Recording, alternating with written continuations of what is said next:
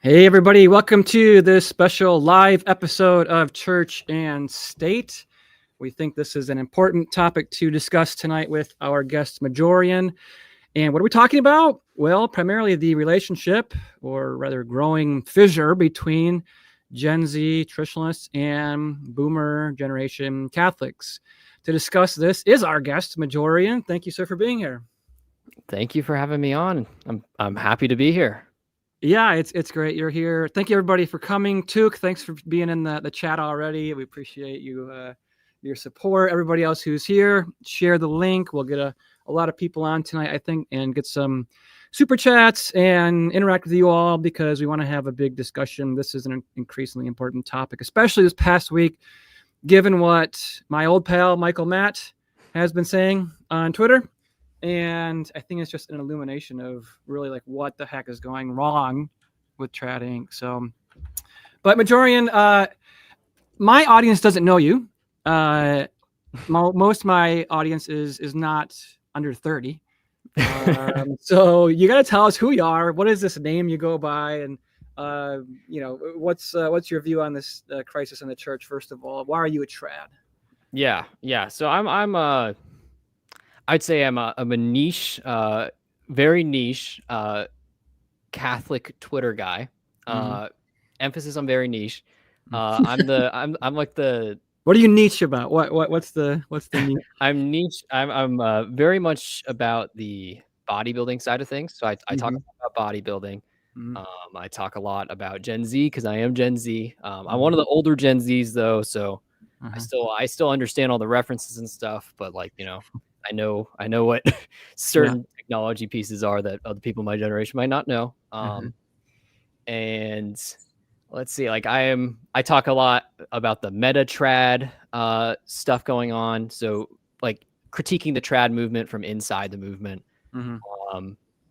And then, politics, I'm big into political theory. That's kind of where my background is with work. So talk a lot about that as well. And then I'm also I'm like the Catholic Nietzsche guy. And if anybody talks about Nietzsche, I get added in the comments. So I don't know. That's really interesting. I like Nietzsche, so I guess that's why. But I'm not like one of the Nietzschean vitalists that go crazy on Twitter. So yeah, there's a lot to unpack with him, as well as the overlap with Catholicism. I actually myself was accepted to Catholic University. This is 2014, 2015 for PhD work in political theory too. So I just actually did a show with Theo Howard. Do you know the Two Cities podcast? Yes. We were talking about liberalism, Americanism, and actually Patrick Deneen's book. And the famous quote in that book was that liberalism failed because it succeeded. And I put out a tweet last week, which I don't know if everybody really understood it, was Vatican II failed because it succeeded. That's why we have the mess we're in here. So I think there's a lot of overlaps with both like the council and then just the advent of like modernity and liberalism just being the rotten fruits of it. So, well, we'll get into all that. That's awesome. I think the thanks for being here, everybody. The biggest thing, I don't know. Did you share this penguin video? First of all, I gotta watch it, but no one's gonna know what it means. But yes, I saw it on. I'm not an avid TikTok guy, right? Everybody in my generation, they're addicted to the screen. I'm not an avid guy, but sometimes I'll go on there to see what the youths are saying, as they say. So I went on there, and I partially was converted to the faith through edits. I'm not even joking. I'm too old. What's edits? I don't even know what that is. So edits it's just like, it's an amalgamation of pictures, usually to music, some kind of thing like that. And it was edits of like Christ speaking and with AI voice or something dumb. Something some like 15-year-old cooked up somewhere. And, I was Southern Baptist at the time, and I was like, oh, the trad aesthetic, like the Catholic aesthetic, that's pretty cool. I was like, I should look into this thing. So I saw this edit of this penguin, and I shared it because I thought it was a banger. Well, on that topic, before we get into the penguin, Dave Riley has some pretty epic graphics and edits, because I don't know if you know who Dave is. He runs the Backlash. So free shout out, Dave. You got to have me on this next month, I think.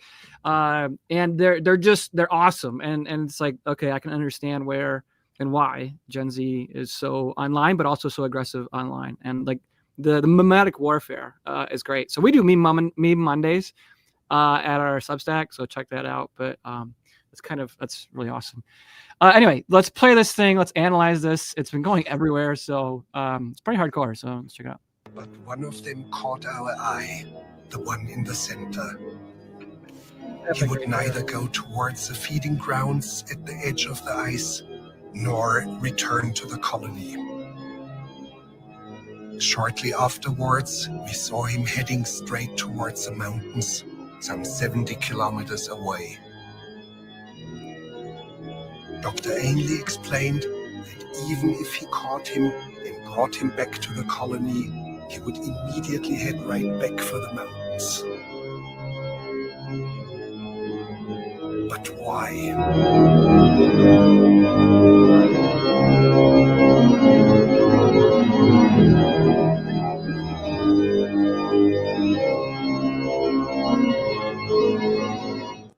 Dude, when I first watched that, I was like, I'm gonna go on a crusade or something.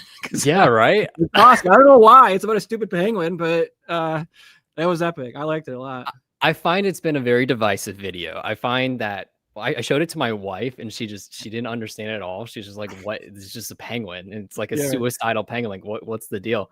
And I'm like, "It's sick. It's epic. It's like hard to almost explain. If you don't get it, it's hard to explain how to get it." Well, the TLM Ryan made an edit. He made a Catholic one. Yeah, so I like that one. Go check that out. I think there's a couple other like tweaks that are out there floating around. So I mean, I like that one. It's the original because it's like, like it's European Christian civilization, Japhethite culture. I'm a fan of reintroducing the term Japhethite to refer to Christian Europeans. But yeah, I think I like that a lot. Yeah, it's sick. I think it the way, and it's kind of like stuck with me. I keep thinking, it's been like 4 days, and I keep thinking about this stupid penguin like climbing the mountains, and it's awesome. I think there's this like underlying like almost, it feels like the Faustian spirit of the West, where you're marching into obliteration, that like Spengler talks about. That's what I feel like when I'm seeing that. And like every time I would read the comments of when this get posted, and it's like someone will say like Nietzsche spoke about this, and someone will be like, no, he didn't, and they'll both be like, well, we both didn't read him. And that's like average discourse. But like, I don't know, Gen Z's going crazy for it. They all love the penguin. Cigar mode here says it's not the penguin. I'm assuming he's some sort of symbolism or something. Yeah. Well, the penguin is us, right? Yeah, right. It's about finding that challenge in your life, whether it's it's doable, it's a deadly challenge. The penguin's gonna die. They talk about it in the documentary. So like I've known about this penguin for a while.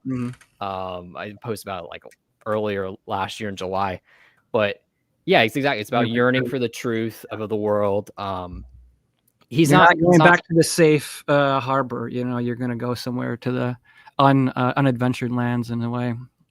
Yeah, it's not like working your simple 40-hour work week job, punching in your time card.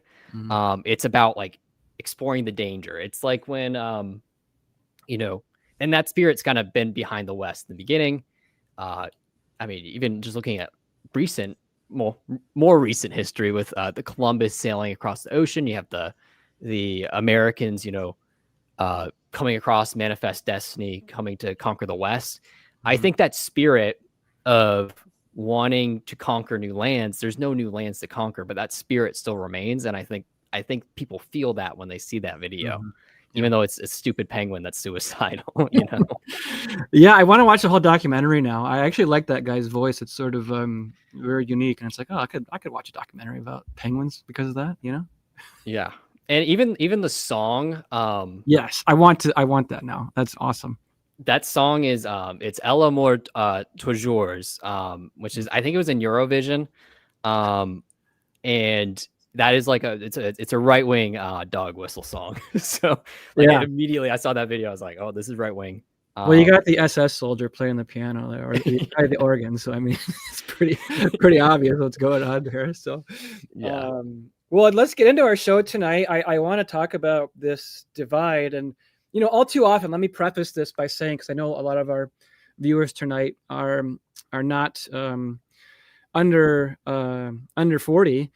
That when we use the term boomer, it's often used as a pejorative, but we're just using that here. At least I am, to refer to the certain characteristics of persons who are older than 65 and who are really at the moment some of the more popular influencers of that generation who are trad or call themselves trad are really kind of attacking the younger bucks here. And instead of being like a mentor, which is what we really should have between the generations. I mean, I'm an older millennial. We shouldn't be like, really punching down, especially. And I think that's what's really kind of happening here. So thanks, Sede Picante, already coming through. Yes, we are talking about penguins. We just finished, though. We can keep going if you'd like. Another hour. I can talk about the penguin. I can talk about the penguin for an hour. I mean, I can keep going on and on. Yap. Yeah. Sede P knows I can yap. Yeah, I mean, we could theorize all sorts of things. So we'll bring it up later if you really want. Hi, Christine. Thanks for being here. Appreciate it. Will you guys discuss your max bench at some point? I think we did that. I joined the SetAP. What do you guys call it, Christine? The chill show afterwards, after my big interview with Bishop Wah last week. Oh, is it Salacast? Yeah. Yes. They love to talk about Salacast. I think it was. And I think we were talking about like our workouts, and I don't think we talked about like our max, but I mentioned that I do like a Hyrox workout. You know what Hyrox is actually? Yeah.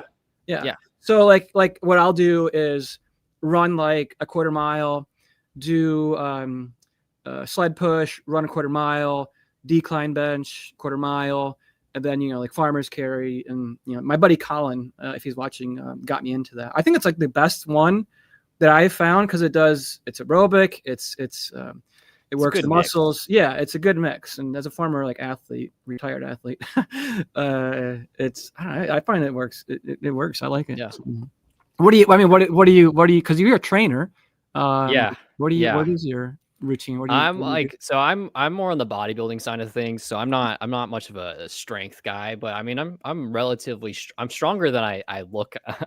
So I think, for me, I'm more of my deadlift specialist, because I have really long arms and really short legs. So I can pull like 565 for 2 on deadlift pounds.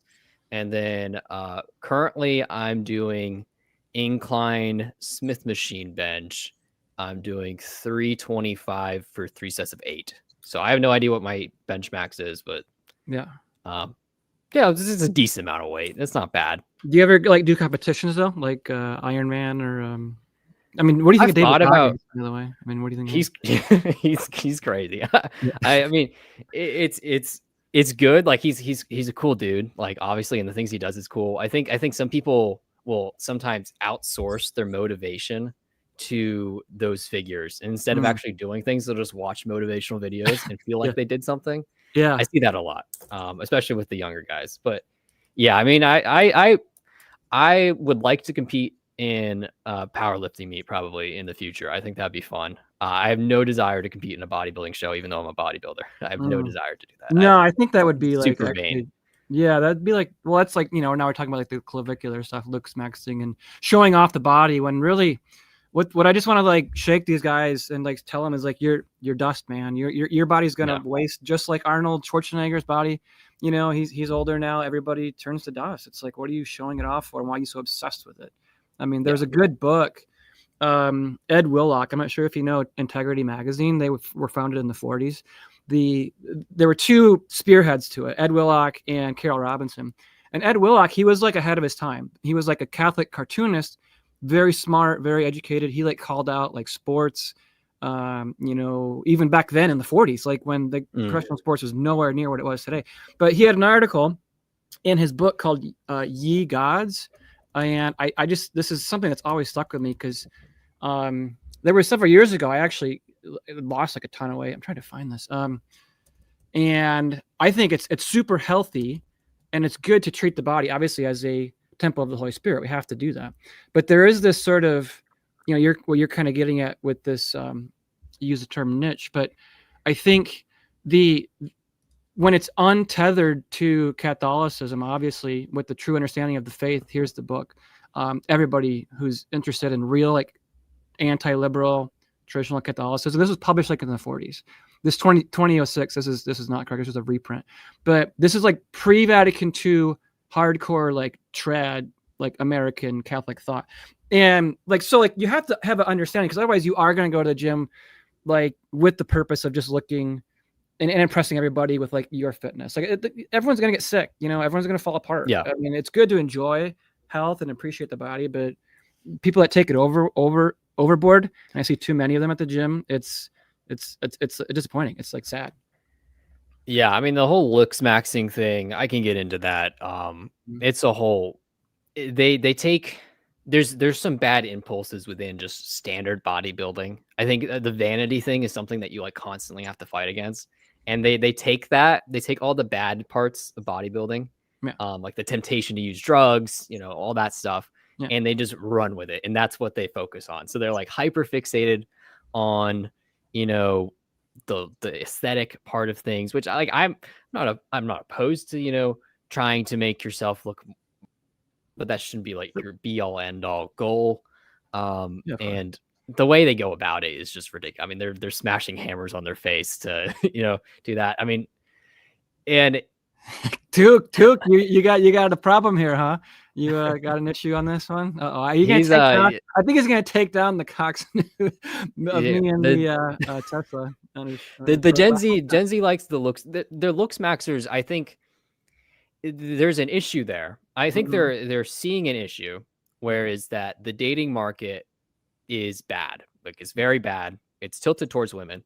But I think their solution is like the exact wrong solution, where they are trying to cater to what they think women will like. And that's how they get a girl or whatever. So like their whole premise is basing it all on what women think, which is just like, it's just textbook effeminacy. But I will say like the Looksmaxxers themselves, like Clav, all those people, like they're funny people. Like they're genuinely entertaining people. I mean, Clav is just like this very autistic guy. And he like, it's very funny when like, you get some like thought on, some OnlyFans thought will go up to him and it'll just be like low tier normie or something like that. He just rates them. That's funny. But like, he's obviously he's a sexual degenerate and like, he does all sorts of not great things. I mean, he got a double jaw surgery at like age 20, and he's been on steroids since 14. So like not someone to look up to. Here, just so everybody knows. I mean, no one's gonna know who this guy is, but here's who we're talking about. So yeah, so I mean, I saw the interview he did with Michael Knowles, and he's sitting here like describing Sydney Sweeney as not like attractive, and Knowles is like orbital what? Like, what are you talking about? And like, just aside from whether taking a stance on that or not, but it's just like the vanity that comes along with it is. It seems to be very connected, like almost inherently so. So it's kind of like hilarious when I saw clips of Clavicular and like Andrew Tate and Nick Fuentes, your homeboy, hanging out at the club, and Nick's like drinking a Red Bull, and then Clavicular says, "Hey, I'm gonna go get the girls." And Nick's like, "Nah, no, I'm not interested. I'm good." Yeah, it's strange. It's it's a strange group of people that they're all associating with each other. I think like. In Looksmaxxing, that's a whole thing. It like intersects with the black pill community, intersects with the red pill community. And I know I'm just throwing out words that the boomers aren't going to understand. That's okay. You don't need to. It's irrelevant. But it's a strange thing. And it's yeah. Okay. I just read a comment. Yeah, we'll bring it up. It's a strange thing. We won't say what NHA stands for though. We can't. Yeah, I'm just bummed. I didn't get my rhinoplasty, and I'm only been a soft maxer. I haven't been a hard maxer. Tuke is going hard, man. You're a Clav fanboy, huh? Jeez, oh Pete's. Okay, all right. I think it's all ironic. I think it's all ironic. But it Looksmaxxing. It's just one of those niches. Like they only have so much influence as they say they are, and obviously they're a bit of a character. Like he plays up the character to appeal to more people, and but it takes those worst aspects from bodybuilding and just keeps pounding them. Like the drug protocols these guys will go on. Like Clav is on steroids. He is on steroids. He is actively using steroids.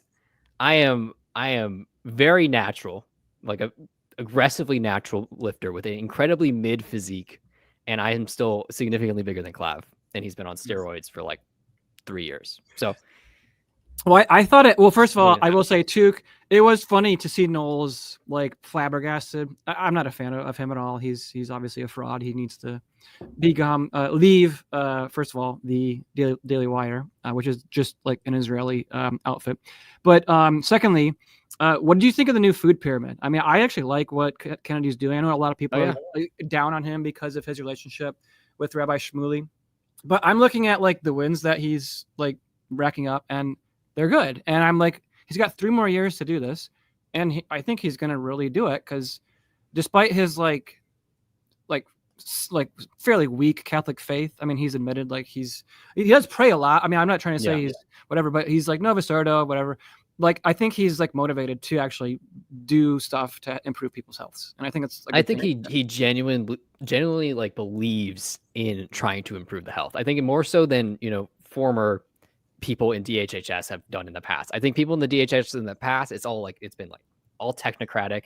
We're trying to help out the pharmaceutical companies as much as we can. We're pumping drugs into people. They're trying to always, and you see this in everything, they're always trying to treat the symptoms instead of the underlying disease. And what I think what RFK Jr. is doing, I think is a good step in the correct direction, even if it's not, complete. With the change with like the food pyramid, I mean, switching just to the demonization of like things like red meat and butter, just based off of like pure correlational studies from the WHO, pushes other things. It's ridiculous, and I'm glad that at least on that level it's improving. Yeah, no, I think there's a desire to have back in the food system, good healthy food. I think obviously the next step has to be, we have to ban soy or soybean oils. We have to ban canola oil. We have to ban seed oils, and then like get that in the food system. I mean, I just saw this egg company that was previously like, claiming to be, organic, whatever. And then this guy I just like on X like did a test of their eggs, and there's like soy. You can tell that the chickens are eating soy product, and that's the next step. But that's where I think we'll know if Kennedy is like really doing like what he said to do. Because if you can get that stuff out, the high fructose corn syrup, and actually I'm not opposed, I've said this before, to like syntaxes. I know that down in Florida, who's that guy running for governor who's never Fishback. Yeah, I mean I think he's just running to be like an influencer at some point, like to get a bigger thing. But he's saying, I think he's the one proposing it, right? That like we want 50% tax. Yeah, the OnlyFans tax. I think that's sick. That's a great idea. Someone's going to take it, but I hope that someone takes it. Yeah. We'll see. We'll see. I have plans in the future regarding that, but like I think that's a great idea. It's just and I'm not intrinsically opposed to syntaxes. I think they can work. It's harder when you're talking about diet, because some of these things like people are just so addicted to, they're going to buy it anyways. So you're almost getting the government stuck on that revenue. I think with like where the OnlyFans people, how it works is like you just kick them out of your state. And like, since you're the first state doing it, you're literally just kicking them out. So like, it should be illegal. I mean, it's complete. Yeah. It's completely degenerate. It's evil. It's bad for women. It's bad for talking about the dating game. And what are your thoughts on avocado toast? Yeah. Let's transition, huh? Yeah, let's go. Let's talk about Michael Matt. All right. So who fired the first shot? Was it your? I'll bring it up on the screen. But was it your tweet, or was Michael Matt sort of just crapping on? So it's I had my original trad crash out, and that's kind of been like a thing. Let me bring it up. Ongoing theme. This one. Yeah, that one. That's kind of like a culmination of like an ongoing kind of sentiment I've had over the past couple months. And it's not just me, like it's a bunch of like other young guys I've been talking to. They have the same like similar sentiment. So let me read a couple of quick Yeah. bits here, just and we'll get your thoughts. Most of my recent anti-trad takes have come from exactly this feeling that the online trad world increasingly feels like a middle-aged subculture, arguing about abstractions while young men are actually reacting to material conditions, power, discipline, and broader civilizational decline. That's a great point. A big part of this is that we're the only ones living inside that decline. You talk about the dating market, mortgage, college debts, H-1B visas, etc. I'll fast forward. While this is happening, it seems as though a lot of online trad space has drifted into unadulterated trad LARP. I agree with that. Quote mining Aquinas and moral posturing detached from any serious engagement with power, technology, geopolitics, etc. It's a subculture that constantly talks about a prescriptive vision for civilization while avoiding the descriptive element, aka the conditions that actually determine whether one rises or falls. There's no strategy for obtaining power. You talk about. They'll talk about the Middle Ages. That's a good. I think it's a great summary. So go read that. Yeah. We'll put this in the description. I mean, just take it off from there. What else about that? Yeah, I mean that's kind of like the culmination of my thoughts. So I've noticed, I've been on trad Twitter for a while. I've gained notoriety in the last year, but I've been on for a while. I've observed, and I've noticed it's kind of devolved into this bickering between camps. And it's not like they're necessarily, because sometimes they are bickering over like things that actually matter. Mm-hmm. But it feels like a lot of times, whenever something happens, everybody needs to have their own correct take, and all of their takes are incorrect. If you're incorrect, well, I'll quote mine Aquinas, and you'll quote mine Aquinas, and we'll have throw in some Latin in there too to sound smart. We'll just have some or whatever jargon you can come up with. You pull out your thesaurus and you looked up 15 different words. Like they load it all up. It seems like it's a competition for it's like the smartest person in the room award. Like they're all trying to be the smartest person in the room, and they're all competing in that space. And from and I'm not even an outsider, but just from my perspective, it seems just really lame. It just seems like a bunch of nerds, spurging out about their nerd stuff. Mm-hmm. And then a lot of it, and I've gotten into tiffles with people in the trad community in the past. A lot of it, they are problems that are entirely just contrived. Like you agree with the person on, you might even agree with them 100%, but you're inventing something they didn't necessarily say, and then taking issue with that.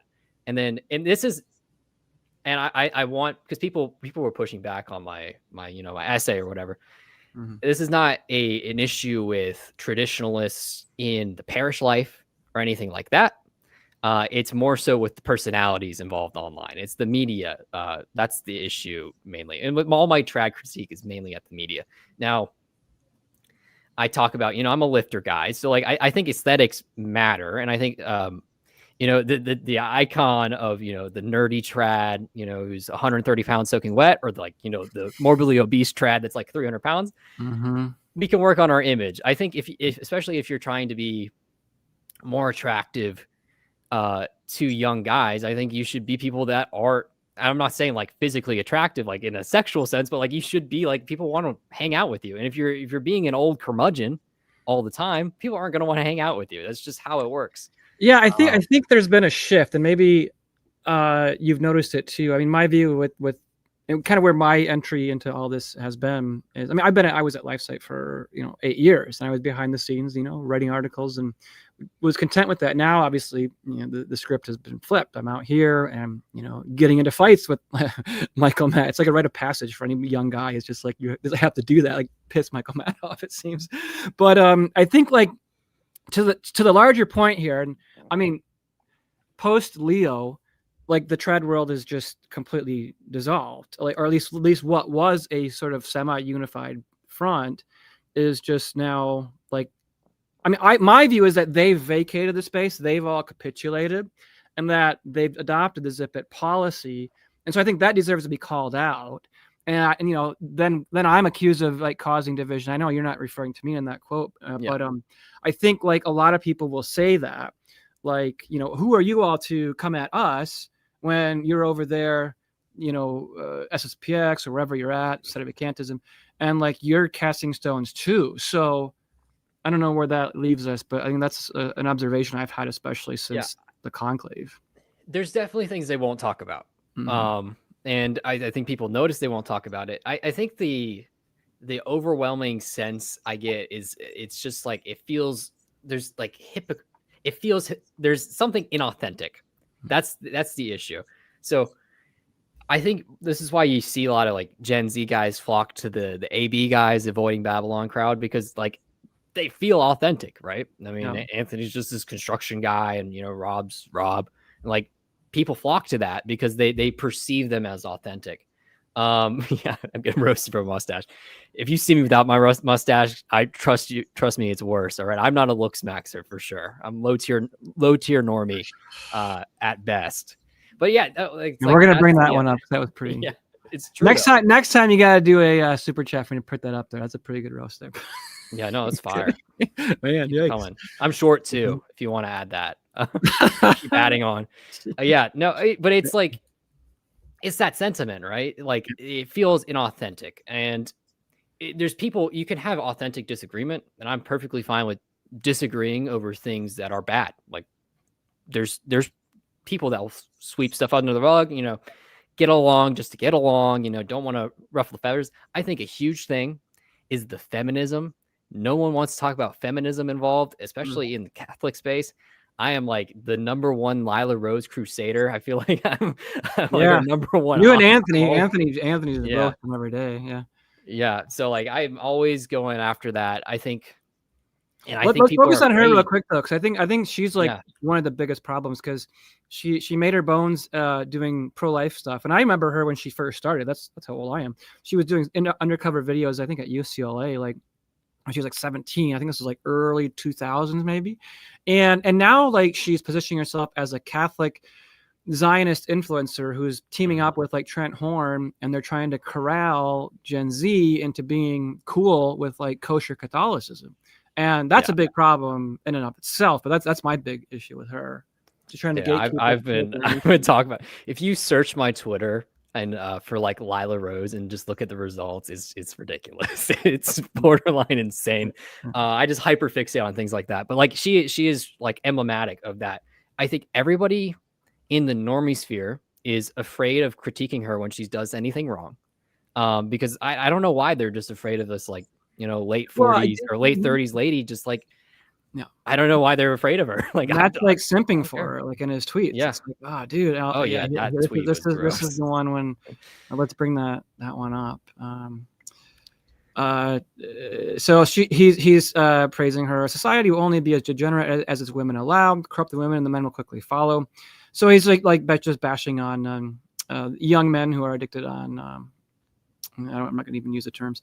Video games, etc. But yeah, so like this is a typical boomer take. I'm not trying to offend anybody with that. It's just that generation we're talking about, mostly out of Matt's sort of outlook. Okay, we're not trying to offend folks here. Yeah, well, it's the idea where you're just coddling women, and like women, I call it Schrodinger's agency, right? Schrodinger's box, right? I call it Schrodinger's agency because you don't know. Women only have agency in the eyes of these Lila Rose types when it's something good. When they did something good, like Lila Rose, pro-life charity, yeah, that's great. When women do something bad, it seems like they suddenly lose all their agency, and it's the men's in their lives' fault. Totally. And that is what I've observed. I've seen that over and over again. That's why people will literally comment and tag me on things and say Schrodinger's agency. I see it all the time. And it's maddening because it's so inconsistent, but it seems like it's almost like a boomer thing. And I typically, with the boomers, I feel like it's more so a mindset than it is necessarily a strict generational thing. Cause like there's people in the baby boomer generation that are cool. And then like, I think Michael Matt is technically Gen X. But he's like, he is how old he is, I guess. Yeah. He is like the most, he might be. I think he's embodiment of the boomer 60s. Spirit. Yeah. And I think it's more of a spiritual thing almost, in that sense. But yeah, the inability for them to talk about women, criticize women at all. I mean, you'll see this with the Trent Horn types. They will never critique women at all. But they will constantly henpeck men, go after young men. And it's like, why would we want to be involved with you if you're just going to keep trashing? Like, we get young guys, and I'm not a complainer guy. I'm not trying to be a victim here. Young guys, if you're a young white dude in America, from like the beginning of elementary school, you're taught that you're privileged, you're an oppressor, you're a colonizer, whatever, all the way up to the college where, you know, you didn't get a scholarship because, you know, who's giving scholarships to straight white men in 2025, like, unless you like killed in academics. And then after that, in the job market, you know, your jobs are outsourced to H-1Bs. You got a lot of women in HR that don't want to hire you. Did you read that article? I'm going to bring it up off of the compact for the lost generation. Do you know what I'm talking about here? Yeah, This guy went through each industry. I think mostly like the entertainment industry, and how like writers were, if you were a white male, they're not hired, right? And as it goes for all across every other industry too. For white collar jobs, they were passing over if you're a white man, and just giving your jobs to all these DEI hires. And like so like that age generation, which is what I really was when I came of age in the 2010s, that's what that article is referring to. And I think now maybe it's changing, I'm not sure exactly, but it's a lost generation is what that article is saying. I think it's ongoing, and I think it's getting worse with all the immigration going on, with the H-1Bs going crazy. With Vivek in Ohio, gosh, if he gets in there, that whole state's gone. I mean, TLM Ryan, who else is down there? I don't know. There's a bunch of guys I know in Ohio, but yeah, that's gonna get rough. It feels like it's ongoing, and then you get out of that, you finally land that job or whatever, and you come into the faith, and however way you come from Protestantism, you come from atheism, whatever, you come into the faith, you're like, this is the one place, I'm not going to be attacked for being a straight white man.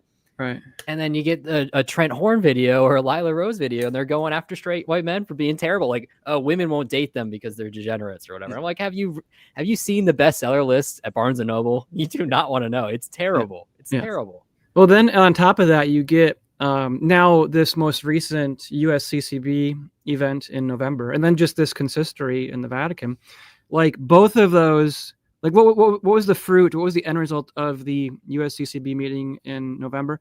You had them issue a special statement about how we stand with immigrants. Okay. And then you have like Cardinal Subich out here just pushing solidarity with the immigrant. Okay. So like, when's the last time they said solidarity with like our young men who are being, dumped on by this awful discriminatory economic system that just outsources their jobs overseas? Like, there's no one who defends white young Christian men, especially just Catholic traditionalists. It's like this is why I think they flock so hard to those trad spaces, because ultimately the Latin Mass is itself masculine. The Novus Ordo is completely effeminate, and who are the ones up at the Novus Ordo altar? It's all these Karens who want to give who have no right to touch our Lord in the Eucharist, but they want to get involved. It's a very effeminate liturgy. Yeah, it's all the way to the liturgy. I think there's almost like there's a lot of the people who are, a lot of the young guys who are not involved in the traditionalist movement, but they'll go to a TLM. Like, I'm talking about like the Groyper crowd. There's a ton of Groypers that are not like in the trad movement, but they go to the TLM. They prefer the TLM. I mean, you even talk to like people like Pine Sap, like he talks about preferring the TLM. And like, there's something in there. I think a lot of them get scared off from the traditionalist movement because trads are dorks sometimes. I think like, it's just, I'm calling a spade. And like, I think that some of them see that sentiment and they're like, yeah, not for me. See, I don't understand. I mean, let's talk about those guys specifically for a bit, because I don't see how you can be red-pilled on the JQ and then not understand what Nostra Aetate effectively did in the conciliar church. So it's like, who do you think Jules Isaac and Ostreicher and all these guys what were they doing? I mean, the council was infiltrated. I mean, these guys want to have like the high view of Ratzinger, say he's like a defender of the faith, when he was literally like part of the revolution. I mean, his boss, it was Cardinal Frings in Germany. He was the guy who stood up at the beginning and said, I protest the voting. I mean, he started the whole ball rolling at the council. So I don't understand that. Maybe you have some insights on that better than I, but I think it's the most perplexing thing. I think they need to, if they understand that, if they can become like truly awoken to what happened at Vatican II on that issue, but just the council itself, like that they would be unstoppable, and we could like end this crisis, because I think like Fuentes and others are being allowed to rise up. There's this Overton window that's expanding. Megyn Kelly's talking about certain things. Carlson is as well. So that's being allowed to happen. But what the younger generation needs to be aware of is that as long as they accept Vatican II, they're not going to solve the problem, because Vatican II cuts off and denies Christ the King, and it still has Nostra Aetate as a foundational document. So, you can be as red-pilled or nationalist or Nick Fuentes all day, but that ultimately is not the solution. It has to come within the church, and they have to go, get on board with it. So, well, I mean, we'll have people that will call themselves like literal fascists, and then, not believe in the death penalty, and it's just like, well, those aren't congruent beliefs at all. But I think a lot of it is a blind spot, and I think it's out of probably. I think there's a good inclination there that I think is misplaced. I think a lot of it is they have this inclination that hierarchy is an important thing, and that you need to observe the hierarchy. I think the issue is they take it too far, and they're obeying the actors that are leading them astray. And I think when you see, I think a lot of problems, and like, forgive me for saying this, I'll be blunt, a lot of problems will be solved when the boomers die off, because frankly, they're an that's a jargon word. They obfuscate what's going on. And I think when you see like all these Novus Ordo, I mean, you talk to TLM Ryan, I mean, we know the stats, like all these Novus Ordo parishes that are going to die off when the boomers die. That's just it's gonna accelerate the issue, and it's gonna continue to accelerate. So in that sense, I think the Groypers, I honestly think the way to treat them is it's not like, shove them to the side. And I think you need to like actually like cultivate relationships with them and try and bring them to the correct view, which is what I've tried to do. A lot of the Sede crowd will go after me, and then we're all friends. I'm friends with everybody. I think they'll go after me because I'm even friends with Sede Picante, that guy's off the wall. I know, he's crazy guy. Good, way better facial hair than me, though. I mean, he can probably bench just as much as you probably. He's following the Majorian method. He could totally. Yeah, no, he's good. But like a lot of the critique is like, I'm friendly to everybody. Like I'm friends with everybody. I got the Novus Ordo people. I got that. I think a lot of this is knowing what battles to pick. And picking the battles that are the correct battles at the correct time, because timing is everything when it comes to this stuff. I misspoke about Sede, by the way. Yeah. No, Sede, he's I see his deadlifts going up. He's getting there. Yeah. Let me interrupt your thought there real quick, because a couple of things come to mind. I think look, I understand that the Novus Ordo liturgy, everything that was forced on the faithful in the 70s, 60s, 70s, 80s. I mean, that was like all the brainchild of Yves Congar and others who were born like in like the 20s and 30s, or even like before that, like early like 20th century. So everything that they wanted to do, that was like the previous generation, right? That held the council and really like pushed for all of this. Now, I would obviously say that the clergy in the 70s and 80s who were born after World War II.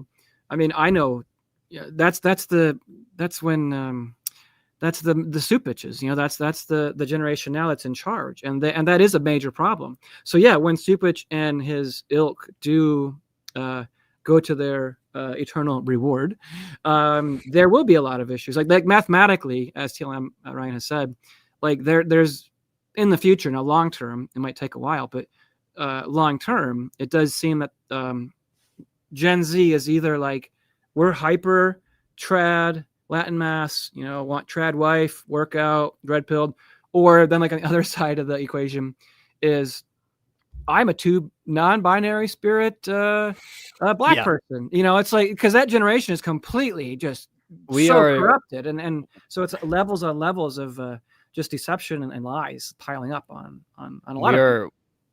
We are simultaneously the most homosexual generation, the most homophobic generation. It's truly a sight to see.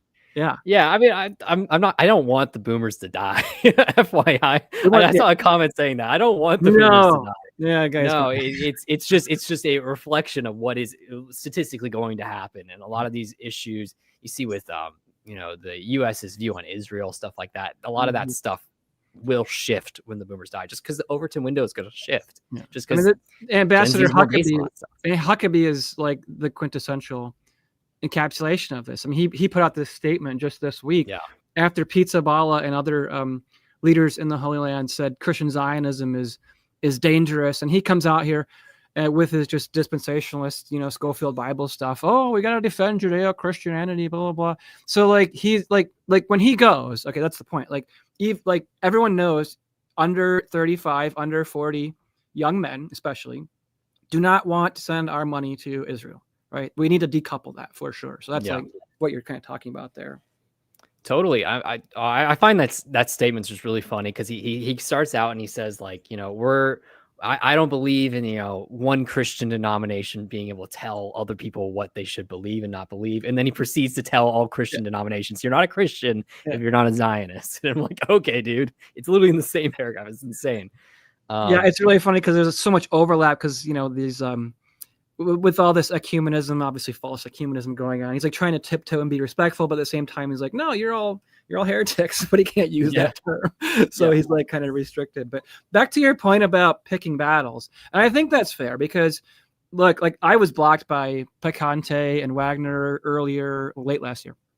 I forget even why. I think a couple other people were blocking me too, but I was just like stating the plain fact that, okay, like these revolutionaries of Vatican II are not like the defenders of tradition you are making them out to be. So like, wise up on that. So I think like there is a desire for sure to have conversations, at least on my part, but I wonder maybe what do you think those battles should be, and what battles shouldn't take place then? I think it's not necessarily about like the battle of Vatican II. Like, I think that's definitely a worthy battle to be fought. I think it's about the timing and how you present it. I think that's more important than the battle itself. In that, I meant Pisa. I think sorry. Yeah, like I think sorry, Picante. I think some of these people, some of these people are on the more emotional side, and like I'm friends with all these people also. So like, I'm friendly Majorian, I'm friends with everybody. Mm-hmm.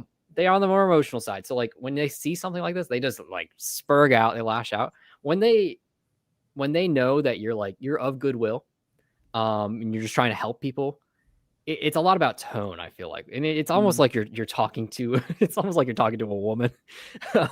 Or you're trying to navigate this line. I've heard of a priest a couple of years ago said to me that men will remember what is said, women remember how it's said. Yeah. Pretty fair. Yeah. It's totally about that though. Like you have to, I think, cultivating the relationships over time, and honestly infiltrating their spaces. Like we talk about subversion, and we always talk about subversion in a bad way. Subversion is also a tool. Obviously, I'm not telling you to lie, but you can refrain from spurging out, and build up relationships over time. And then I think that's how you convince people. Because like, there's very few SSPX guys that are followed by like the Wagner, the Pine Sap crowd. And I'm just a bro. I don't know. Like, I think I've made them a little bit more amenable to our position just because of me being a bro. I think there's a lot to be said for that too, because again, like after the conclave, there's been a lot of shifting. I mean, we all know who's watching the show tonight, right? I could not have had the support from a lot of these people pre-conclave, and so there's a lot of new alliances forming. And I do think part of my own approach has been like, as I said, like in a tweet a long time ago, like last year, I think, like last August or something, like what I view as like the counter-revolutionary movement, the traditional movement, what it should be is we all know there's major problems in the Vatican, right? That, these guys are imposters or squatters or deviating from the faith, etc. Why? So like the recognize and resist part, like I propose denounce and resist instead, because like there's too many different opinions. Is he the Pope? Is he not the Pope, etc. And there's hard, good arguments to say he's not. And I'm not saying like it's just an opinion. I am saying though there's going to be differences over that subject. So as a sort of movement, if you will, broadly speaking, let's try to have a discussion about that, which is why I've had on so many good, solid guests like Bishop Waugh, Bishop Sanborn, Louis Verrecchio, talking about that issue, trying to make sure that's part of the conversation. And then also at the same time, reaching out to folks like yourself and others who just are not there yet or not at that point. And so it's like, okay, let's then have a true like opposition face, resistance movement that really calls it like it is, and is also at the same time charitable towards those on essential things, unity, right? On undisputed things, unity, but on disputed topics, liberty and charity. And I think it's a fair way to approach it. It seems like I think that's fair. Yeah, I think I'm a student of political theory. I'm a big elite theory guy, and like I think you gotta. It's all about the long game here. Revolution typically doesn't happen overnight, and fixing revolution also typically won't happen overnight. So I think I don't see any difficulty. On war. It's a fair option, I don't. Yeah. Well, it is not opposed. I mean, I won't make a multi-long Twitter thread talking about just war theory and a conflict that no one cares about my opinion on. I won't do that. But yeah, I mean, I just in general view things. These things are just going to be solved in a longer period of time, and I think there's definitely. I think the idea that you need to be coalition building, I think, is a very important impulse, and I like that you're doing that here. I want more trads to figure that out quickly. Yeah, I think it's fair too. I mean, what you're saying, I understand why people would not, why people would block myself and everything. So, but then it comes to the question of like, where do you draw those lines? Because obviously you've done that with Michael Matt with your various responses. I think he would probably take that very, personally. And I don't know if he's gonna, attack you or anything, but I think, where do you draw them lines then? Because, I know sedes online have drawn that line with me. They think I'm an infiltrator and just someone who's corrupting everything. And so like, and Trad Inc., who I've been critical of too, like, unfortunately, they've chosen their way. I'm not going to support it. I think they're completely wrong. So then you gotta like at a certain point say, well, here's the lines, and that's it. It's like the friend enemy distinction, right? Like you have to figure out who friends are, who potential friends are, and who you're just never going to win over. I'm never going to win over Michael Matt. He is the spiritual boomer. He's my antithesis.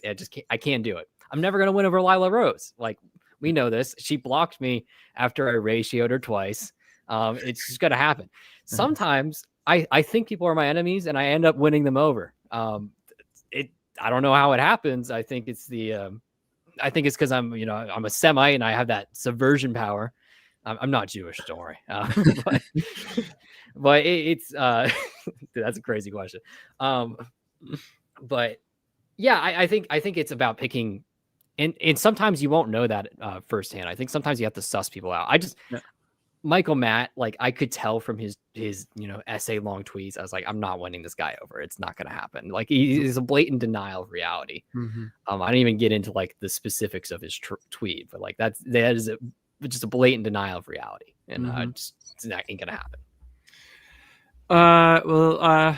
If you like Michael Matt, yeah, that's all right. I mean, hey, look, like I understand Michael's been around for a long time, and I think during the Francis era, the Bergoglio era, I mean, Matt was hosting conferences and, initially platforming Vigano, who I have expressed great admiration for. So I think, yeah, obviously there's a lot of connections that we have to everybody. And, ideally we would all be trying to get along, but my whole issue is on principle, right? So like I was disappointed, like, and infuriated really with the sort of, I think, righteous anger that a lot of people I was talking to after the conclave were like, what happened to the trad movement? Like, we're really going to just zip it for a year.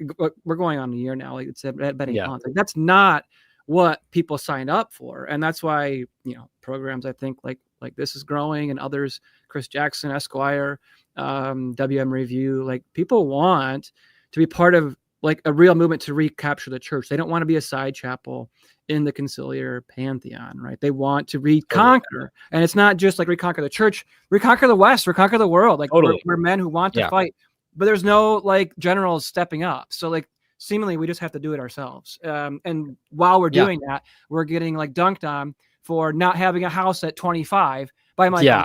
Right. So I'm sorry we have to make an issue of it, but it's they're throwing fire at us. It's that whole thing. Like you're not going to build a movement overnight, right? And these things take time, and they take planning. And I think, the issue is, and this is my issue with like the trads, the trad Inc. We'll say, is there's no plan. They don't have a plan. The plan is, me talking bad about the Pope. Just resist harder. Gets me money. Like issue another statement. Yeah, it gets me money, so I'm gonna keep doing it, and like they're just gonna keep on doing it, and they won't do anything too far. They don't want to rock the boat too much, and they'll just keep doing it because it's a money machine. But the money machine, I think, is drying up, for them at least, because I think people perceive that inauthenticity. So maybe if they stop spending money on avocado toast, they can afford a third house. I mean, I don't know. Yeah, we'll get to that in a second. I want to kind of keep going on this topic because I think it's essential. What else, like specifically about? Let's get like into the trad milieu at the moment. I mean, there's Pelican Plus out there. There's I think people really enjoyed my Bishop Wah interview because he was saying, hey, let's just like elect a pope ourselves, and we're going to move forward. Not everyone's going to agree with that, but like, what are maybe some solutions, or what are some criticisms you have, like maybe as specifically as you want to be with like where things are at in the trad movement, other than just like it's performative and not really providing solutions? I think it's tough on the solution stage because there's endemic problems, right, that need to be solved. I think a lot, and I've already said this about the boomers, I think a lot needs to be done right now. If you want to actually like flip, you need to get the young guys involved. So I would put a lot of emphasis on cultivating those relationships with young men, mentoring young men, helping them out. I mean, every other group, like the Mormons will do this, the Jews will do this. Every other group, when they have a job opening in their company, they will help out, a fellow Mormon, they'll do that. Catholics need to do that. You need to help out your brothers in the faith. Give them a helping hand, help out people with similar beliefs of you. I've already started practicing that. I think that's a good step. I also think, I think people need to be more willing to get involved in other organizations, not explicitly at a parish, but like men's organizations, get involved with young men, and we need to cultivate something there. I don't know what exactly we need to do. I don't have all the answers here, but just from a general perspective, like you're not going to overthrow an elite without having a counter elite. So you need to build that counter elite up. And I think the best opportunity right now is Gen Z. We're so split. Those young guys are so like they're zooming off to the right. And you can capture those guys if you just listen. A lot of it is just listen. And I think what I'm hearing from what I'm seeing from the Trad Inc. people is that they don't have this ability to listen. I think they think they know all the issues and all the answers, and they won't actually listen. And I'm not saying that Gen Z is right about everything, because we're not. We're pretty stupid, but like, they just want someone to listen. They want to hear someone to vent to. It's like you want an older brother. I think this was probably on display when I think it was last year for Crisis Magazine. Kennedy Hall wrote several articles on Groyperism. And I know some young men took great umbrage at the way he covered it. I didn't follow it too closely, but one of the guys who was pushing back pretty hard was American Reform. I'm assuming who he is and the Substack. Who I've had American Reform on the show multiple times, and I think he's not over the target. I think he's spot on with everything he's doing. He's talking about race. He's talking about the JQ. He's talking about true Catholic patriotism. He's debating Gideon Lazar. He's unafraid, and I think that's like one topic, especially that if you want to comment on, you need to get it right, and then like to just like patronize Gen Z who's like autistic about this, like you're wrong, you're an idiot. Like that's not the right way to go about it. Just don't try and be an expert on things you're not an expert on. Like that's all I'm asking for. Like if you're not an expert on just because you're an expert in theology does not mean you're an expert on everything. I think people think that they are because they've read the Summa and whatever, and so they can find something in the Summa to post about everything and quote mine whatever they want. But just because you're an expert on that does not mean you're an expert on everything. Well, same thing with like U.S. foreign policy too. Like I didn't know all these like writers at 1 Peter 5 in Crisis are like geopolitical analysts. Like, suddenly. I mean, I was like, it was crazy. I had all these people like trying to, chirp at me about international law and jus gentium and stuff, and I'm like, guys, you guys know I know a lot about this actually. This is close to home. What is your views on Venezuela and Greenland? I mean, is this violating just law, or is this just like, hey, we're an empire stage, we're building, we're taking over? I think a lot of the critique is, I think a lot of it's just dumb because like there's not much you can do about it anyways. So like people bringing up like jus gentium, like that's like a current provision of the United Nations somehow in 2025. I think it's just abjectly ridiculous. Like that is not how international law in the modern sense is understood. Now that's not to say jus gentium's bad. That's not to say that at all, but that's not how it's understood. Like when people say like international law isn't real, they're not talking about jus gentium. So like when this is exactly what I'm talking about earlier, where they're inventing problems. When people are saying that, just understand what they're saying, which is like the UN coded international law is just it's Vatican II nonsense almost. Yeah, it's like the same cloth almost. I had a fascinating conversation with Frank Wright just I think last week. We aired it Friday, and Frank is an expert on geopolitics, liberal political theory, and as well as the church. He's super trad, and he just like takes a flamethrower in our interview to this idea that we need to actually respect this liberal constructed international order as if it's something built on natural law, that it's something built on the respect for the dignity of the human person. I hate that phrase anyway, but it's something that's out there. And so if this is the case, like this is it's a house of cards, and we're going to do what we want. And I think the 20th century, and when I say the 20th century, I'm referring to the liberal empire. It needs to end. Okay, we need to move beyond it, and I think Trump is, in a very political way, it seems to me he's trying to break up the NATO alliance by focusing on Greenland so much and just forcing their hand to just be, we're going to be a hemispheric power. We have to save, the money. We can't be overextended anymore. And I think that's kind of what's going on. So, post liberal world order, it seems is sort of here. Yeah, I think, frankly, Trump does not care what your theology degree has to say about it, to be honest. That's right. He's just emperor. I thought the memes with Rubio are hilarious because they got Rubio in like 16 different outfits, like Venezuela, Cuban Empire, Viceroy of South Empire. Yeah, I was like in the Marcus Rubius, like proconsul of Venezuela. I was dying. That's awesome. The Rome guy, I was dying. Mm-hmm. Let's focus in on this topic that you put up on your tweet here. Actually, like getting into the nitty gritty response to what Michael Matt was saying. Matt was basically just going off about how young people really need to just build themselves up by the bootstraps. Quit being in debt so much, and quit spending so much frivolity on avocado toast and things. And you're like, hey, look, like be 18, told college is mandatory. Take on 5-figure debt. Entry-level jobs require 5 to 10 years experience. Pay is under $50,000 in cities where rent alone eats half your income. Apply to hundreds of jobs. Get automatically rejected. H-1B visas coming in. So, like, that's the situation. I think that's a good reminder.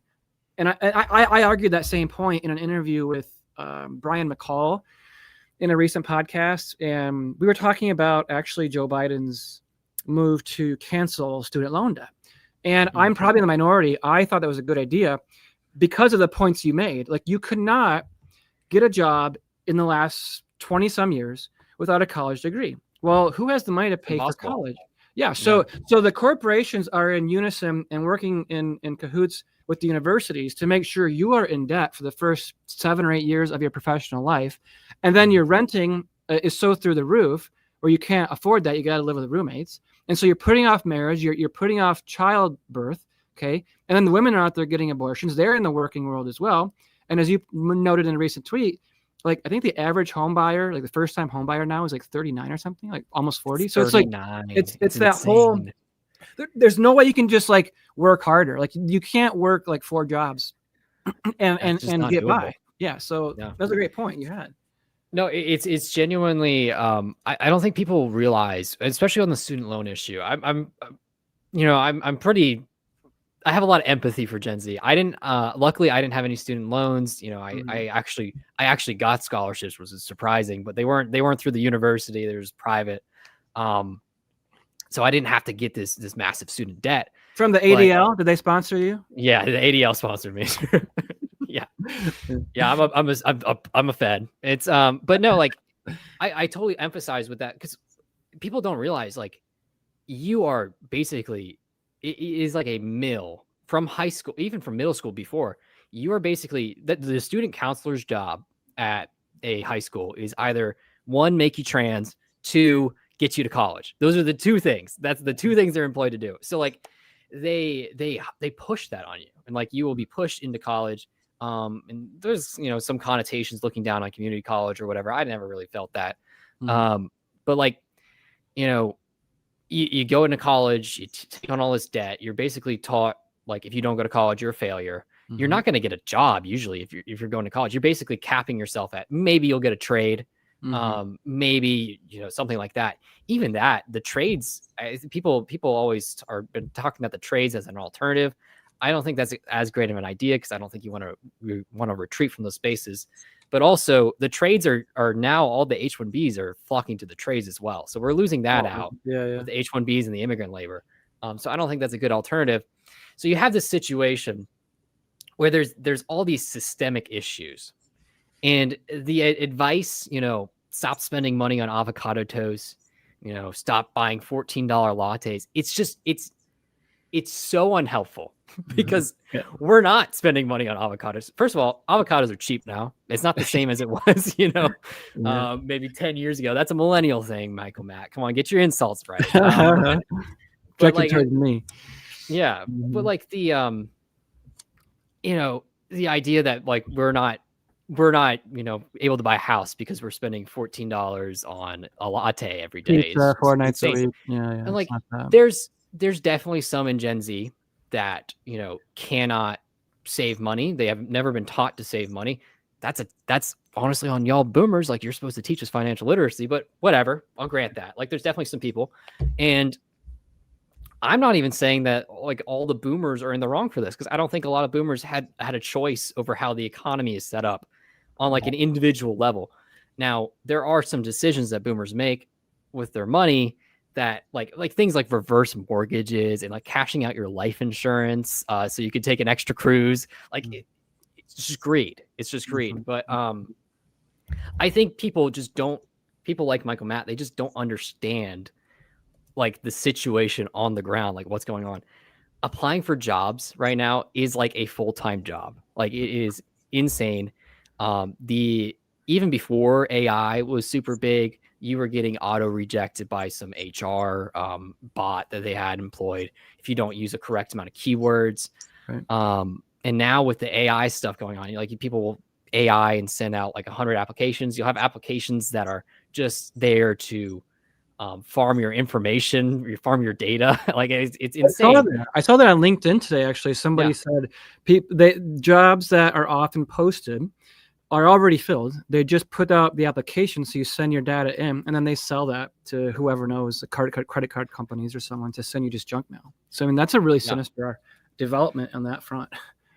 And like, I experienced this firsthand. Like, I'm you know, I graduated from a top school. I was, you know, top of my class, had a lot of extracurriculars. It took me like a year It took me like over a year of consistently applying to hundreds of jobs to get a job. And I only got a job because I knew a guy from my internship there. So like even then, it wasn't because of, my application or anything like that. And I swear some boomer says, oh, you just need to go in person and, you hand in your resume to the manager. It's like, it doesn't work like that. No, it's a global economy. And this is a good point here too by Cigar. Enron and BlackRock set this whole thing up going in the wrong direction. And Trump actually made a good point recently.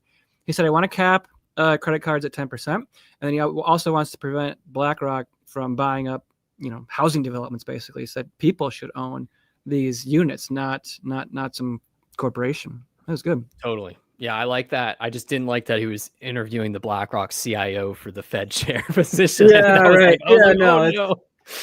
That's Trump. We take the wins we can get. All right. That's my view on most of these things. Yeah, of course. Yeah. Well, we're over an hour here, guys. Thanks for being with us. And if you guys have any questions, do send those in. Super chats would be great, and we'll get them over to Majorian. In other words, try to answer some specifics that you might have. But if not, if can't afford it, that's fine too. Just send over your questions, and we'll see how much longer we go here. What else is in your sort of world lately? I know you got your link. I'll bring up your website here in just a second. But what else is going on? What are you seeing out there on the trad front, or just anything in politics? Or I think I'm pivoting. I always do the bodybuilding stuff. That's always something I'm going to talk about. I think it's the Zoomer brain. I've just been melted by algorithms that I piddle between a bunch of different things. So, I'm on like a crazy diet right now. So I'm talking about my diet. And when I'm off my diet, I'm going to talk about bulking and, on our, podcast that we do, we usually talk about. Is this Latin Slavs? I gotta learn more about that.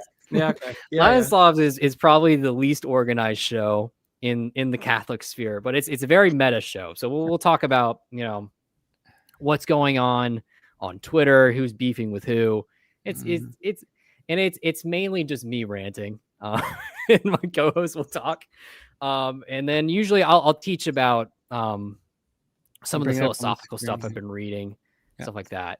So yeah, I mean, we do live streams usually every Thursday. We'll have one tomorrow. We did a stream with Mr.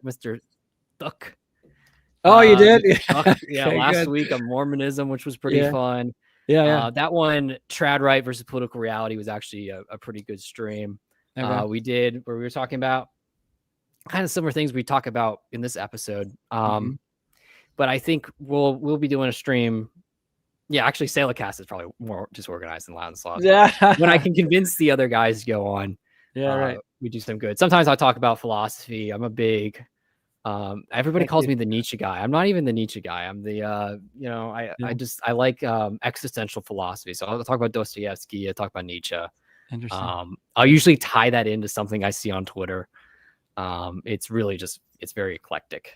So did you study political philosophy in school, or what was your major? What about political theory that's interesting? I've always been into it. I majored in, I have a master's degree in public policy.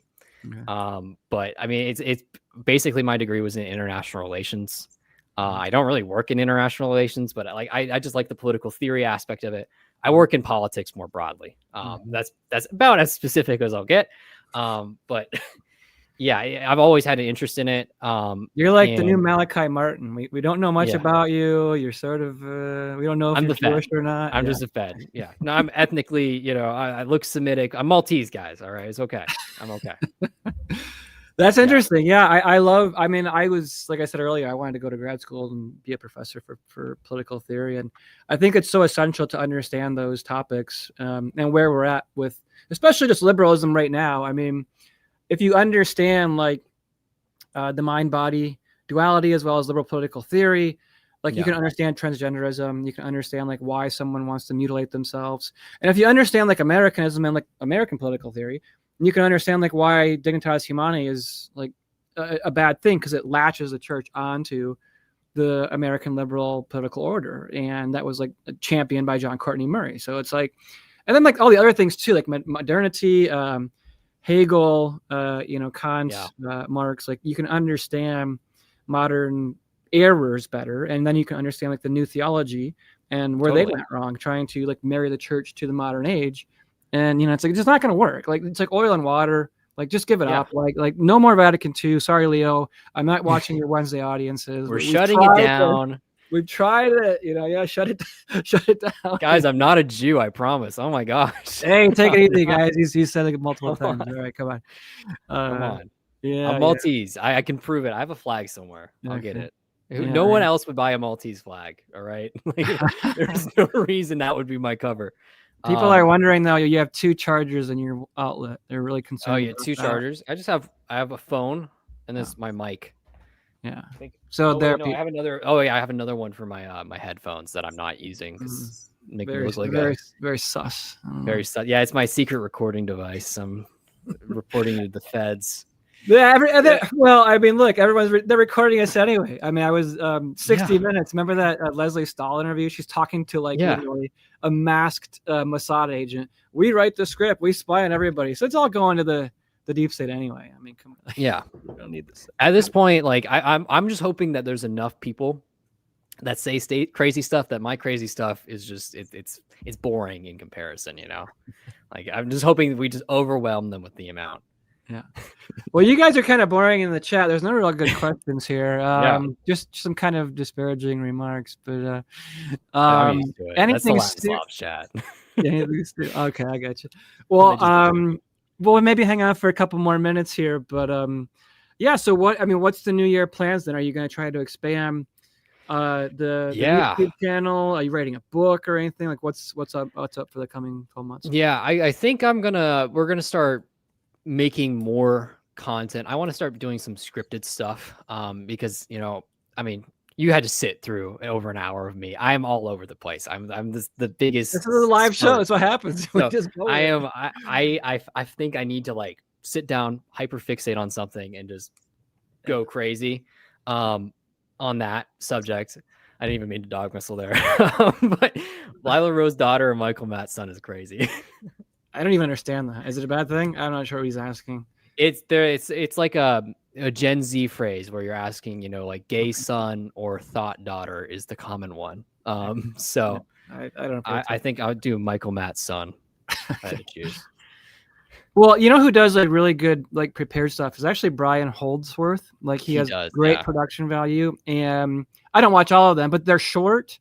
Actually, I don't watch many of them at all. But they're short. They're well produced. And I can understand why he's got, the thousands of followers he does, because it's like, this is impressive, and like, that's where I'm lacking. I don't have the time or like the energy to do all that. And also like the shorts.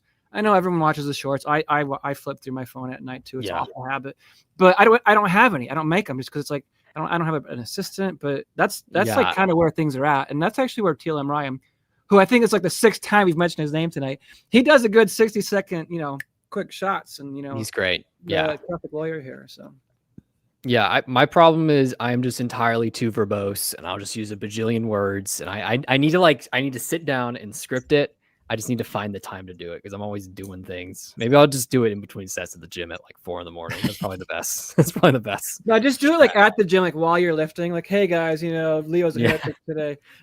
It's just like, there's been a lot of times where I've wanted to just pop on and do like a random stream at like 10 o'clock at night because I get an idea, and then I'm like, my wife is sleeping in the other room, and I'm like, maybe not. Maybe she might, I mean, she wouldn't care. But you're the head of the household, man. I mean, you gotta make executive decisions. Do you have children, or is that no, not yet, But we just got married in November, so nice. Congrats. In the works, hopefully. Yeah, very cool. Well, I'm gonna probably end this in a minute. I think Took is appreciative of the show, so we got him still. Stay on the team. That's my secret agent. Yeah, dude, we gotta Tommy, keep you on board here. No defecting to clavicular. All right, don't go that direction. It's a gateway drug to Andrew Tate and all those guys. So, anything else you want to add? I mean, I don't know where else to go. We've talked about a lot.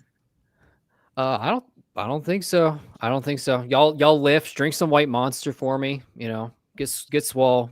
I'm the white monster guy too. I wear many hats. Yeah.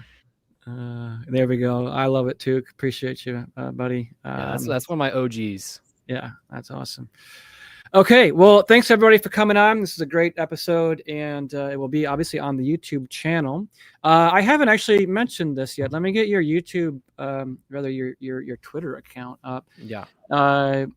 So you're here, and you obviously have a Linktree account too. I'll bring that up. Tell us about what you're doing on Twitter and where else we can find you.